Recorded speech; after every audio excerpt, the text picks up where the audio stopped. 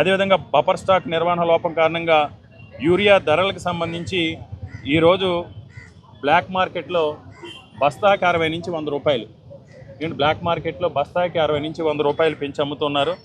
ముఖ్యంగా గతంలో జగన్మోహన్ రెడ్డి గారు ముఖ్యమంత్రిగా ఉన్న కాలంలో గత పరిస్థితులన్నీ కూడా రైతులు మర్చిపోయి ఏ పెట్టుబడికి కానీ, విత్తనాలకు కానీ, లేకపోతే ఎరువులకు కానీ ఎక్కడ బయట నుంచి వడ్డీ వ్యాపారస్తుల దగ్గర 3 రూపాయల వడ్డీకో, 6 రూపాయల వడ్డీకో, 5 రూపాయల వడ్డీకో వడ్డీకి తెచ్చి వ్యవసాయం పెట్టుబడి పెట్టాల్సిన అవసరం ఉండేది కాదు. కానీ ప్రభుత్వం వచ్చి 14 నెలల్లో మూడో సీజన్ ప్రారంభం అవ్వకుండానే మళ్ళీ పూర్వ పరిస్థితులను గుర్తు తీసుకొచ్చి ఈరోజు రైతులు ప్రైవేటు వడ్డీలకు తీసుకొచ్చి ఆ వడ్డీ భారంతో ఈరోజు సుమారు ఈ రాష్ట్రంలో ఇప్పటికే మనం చూసాం 14 నెలల కాలంలో 250 మంది రైతులు ఆత్మహత్య చేసుకున్నారు. వీటన్నింటిని కూడా మేము తీవ్రంగా ఖండిస్తూ ఒకటే ఈ ప్రభుత్వాన్ని, ముఖ్యమంత్రి గారిని డిమాండ్ చేస్తున్నాం. ఆంధ్రప్రదేశ్ అంటే ఈ దేశానికి అన్నపూర్ణ లాంటిది.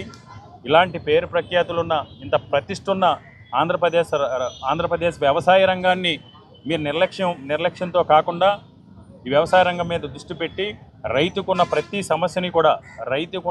సమస్యని కూడా మీరు పరిష్కరించడంతో పాటు మొన్న ఏదైతే మీరు మాట్లాడారో, ఉద్దేశపూర్వకంగా మాట్లాడారో, మీ మనసులో ఉన్న మాటలు మాట్లాడారో, నేను ఉన్నంత వరకు రైతు భరోసా అయినా ఉండదని రైతుల్లో ఒక ఆందోళన ఏదైతే కలిగించారో దానిపై ఈ రాష్ట్ర రైతాంగానికి ఈ ప్రభుత్వం క్షమాపణలు చెప్పాలని మేము డిమాండ్ చేస్తాం.